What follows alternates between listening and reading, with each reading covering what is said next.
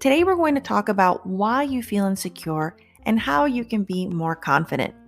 Now, I work with mostly upper intermediate to advanced English speakers, and the one thing they all have in common is that they feel like they get stuck, like they can't speak freely. Does that ever happen to you? Now, they usually think it's because they need more vocabulary or better grammar, but I'll be honest, 10 times out of 10, what's actually limiting their fluency is their confidence. I know that anxiety, insecurity, and overthinking are some of the biggest obstacles for language learners, especially as you get more advanced. That's why I created this podcast. I want to teach you the tools you need to be your best self in English. By the way, if we haven't met before, I'm Tanya, and I've been working with language learners for over a decade. Although, having grown up in a bilingual household as the daughter of Mexican immigrants in the US, I feel like language has played a huge part of my entire life. So when I tell you I understand why your accent makes you feel self-conscious, or how someone asking you, "Where are you from?" can feel like a crushing blow to your ego or identity. So I mean it. I get it. That's why today we're going to tackle the most crucial part of your English communication skill, confidence. No matter how advanced you are or how much you've studied, without confidence, you'll never be able to be a good speaker. Most importantly, you'll always feel like you're not quite yourself in English. Okay, so now you're about to listen to a live lesson I gave on TikTok.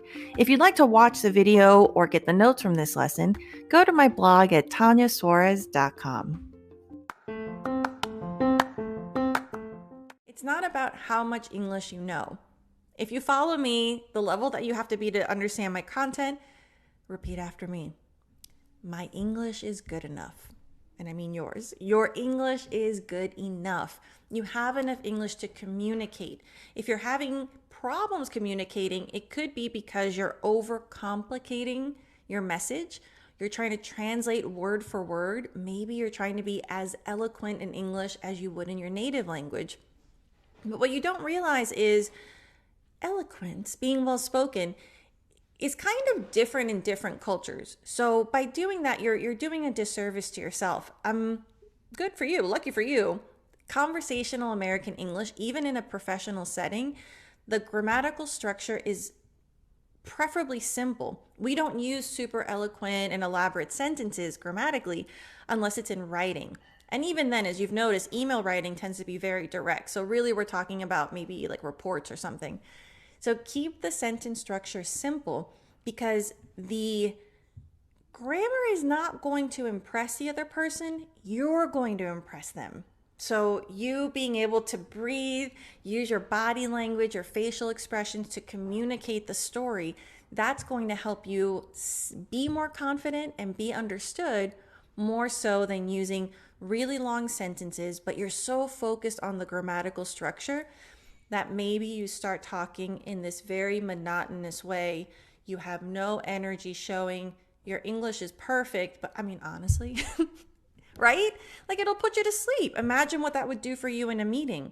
So I would rather you focus on simple sentences. Use good vocabulary. I'm not saying don't use advanced vocabulary. That's like, I love big words and fun, fancy words. It's about using the vocabulary that you're confident with in the moment, doing it with simple grammar, and focus on your delivery. Focus on what you're trying to convey, the story, the message. So these are things that I want you to feel empowered by. A lot of things that you can do to sound more confident are actually not language related. So regardless of your level of English, if you're talking down here and your voice is like this and you're trying to think about, that's not engaging. So the first thing you can do is shoulders back, head up. Just your posture communicates so much. And I want you to feel really good and empowered that a lot of the things you can do without adding to your English.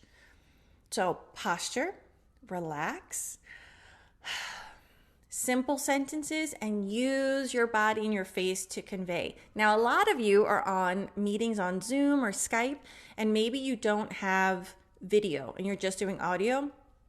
This is where if you speak really good English, but it's monotonous, you'll sound like a robot. So you want to practice inflection.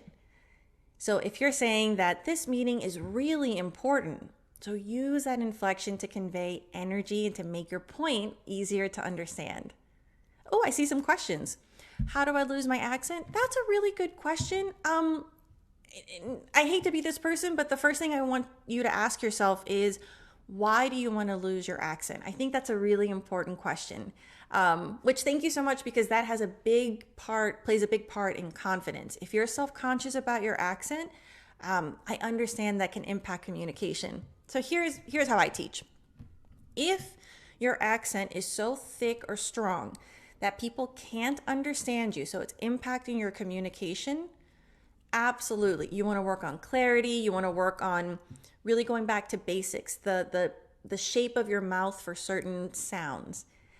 If people still understand you, but you feel self-conscious that they can tell you're a non-native speaker, I think there we need to work on confidence in terms of why you feel that way. Like, it's okay. Non-native speaker is not a bad term. And I'll be honest, at least from an American perspective, when people ask you, oh, where are you from?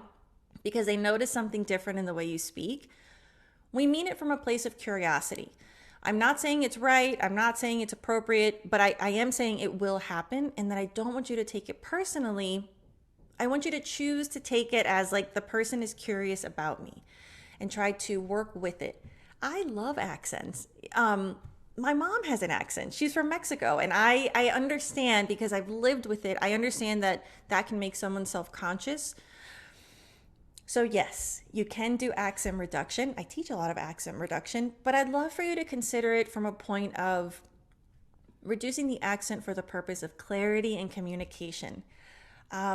Not identity. Now, that being said, I can preach that, all day long. If you're, for example, an actor or actress, or you're doing voiceover, or you're doing work where accent is actually part of your job description, then yes, you want to do, what I recommend is, don't just listen and repeat, listen and look. A lot of times maybe your lips are in the wrong position, or they're too open. For example, the word COVID, since that's super relevant, the American O. If you come from a Spanish-speaking country, you're probably going to say COVID.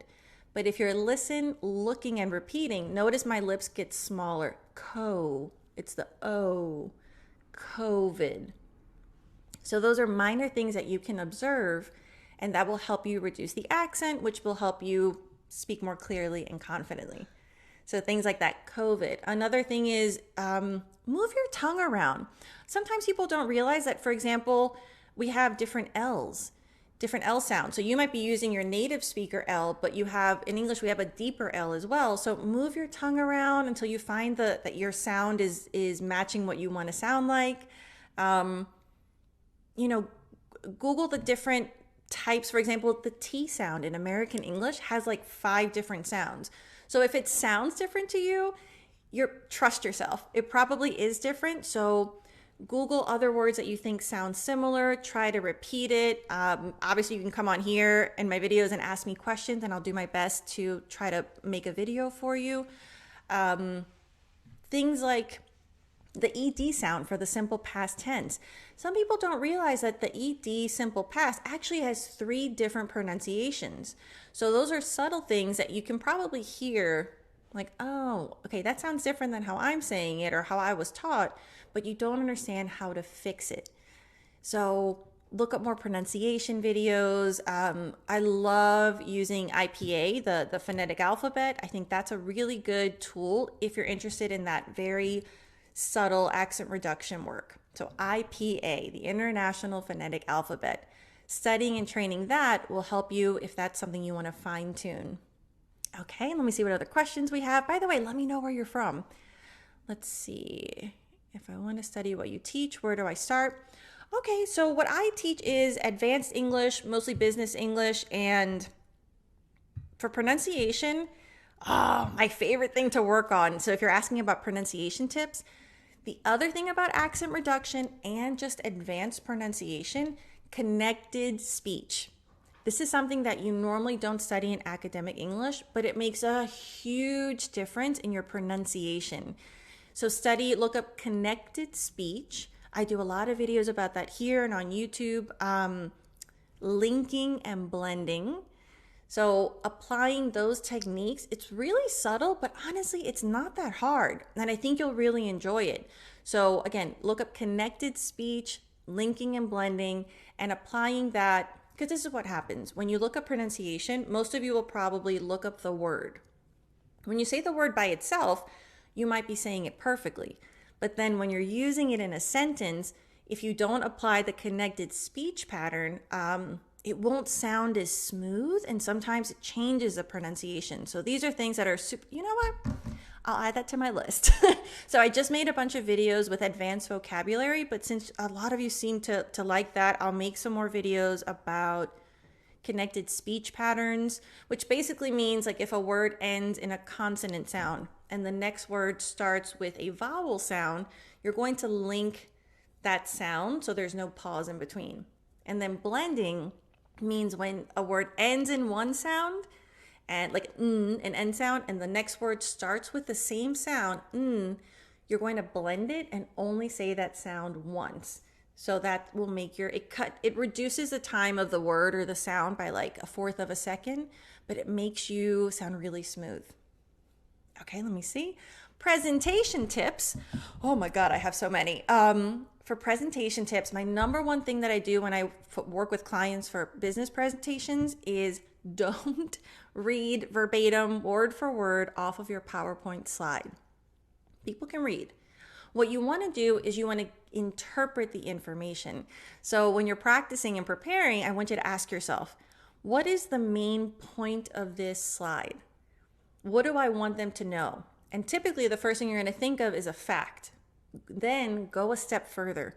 Why is this important for the audience? So I recommend use your voice to explain the relevance of the information, the connections that you want them to make. Don't read, especially if it's numbers. Oh my God. People just read numbers and data. I get why you do it because it's there and it seems like an easy thing to do to, use the time. It's very ineffective though. Don't read the quarterly revenue figures, interpret it. As you can see, we are 25% up. This is because we changed the button color on the website and the placement, and that UX design implementation really made a significant difference. So for presentations, don't read word for word off the slide. Interpret the information, give them the main point. All right. Let's see, how do I live? I don't think I understand the symbol. If you're asking where do I live, it's New Orleans, Louisiana. So I'm from New Orleans. It's in the southeast of the United States. All right, I think I have a couple minutes before I have to go teach another session. Any other questions? I'm looking through here. Okay, so I don't see any new questions. What I want to leave you with for speaking confidently, you really have to take time. And for you, if it's effective, look in a mirror, record yourself, or use it as a daily mantra. I want you to really tell yourself, my English is good enough. Every person I work with at every level says, oh no, but my English needs to be better. I need more vocabulary. I'm unsure about my grammar. I'm telling you right now, especially if you're listening to me, your English is good enough. Work with what you have. Of course, you want to keep building, but don't wait until you have more to speak. Speak. So many of you just study and read and listen, and you're amazing and you invest so much time, but you don't open your mouth. Start at home. Just read things out loud. Let your mouth and your brain hear itself using English. And then after you read out loud for some time, start talking out loud. I'll try to make some videos on things that you can talk about at home, even if you don't have a speaking partner. But please, please, please, please, please believe in yourself that your English is good enough and just open your mouth. Are you going to make mistakes? Yeah, but I'm a native speaker and I make mistakes all the time. It's just like dancing. If you miss a step, do you just sit on the dance floor? No, you trip a little bit and you keep dancing and you have fun with it and you finish the song. So try and think of it that way. Be really forgiving of yourself. You worked really hard to have all of this English. Imagine yourself when you were a beginner, seeing how much English you have now and that you're still too shy or embarrassed to speak. No, no, no. Today is the last day you do that. So remember, posture, simple sentences, and confident inflection. Don't question things that you're unsure of your pronunciation. All right. Thank you so much for joining me. I'm going to try to. I have a bunch of videos for advanced vocabulary coming out this week. If you have any questions about confidence or about learning or other topics that you'd like me to focus on, I would love to hear from you. So just let me know in the comments of the videos. And remember, open your mouth. It is so scary, but it is so worth it. Your English is good enough. So I hope you have a beautiful day. Bye.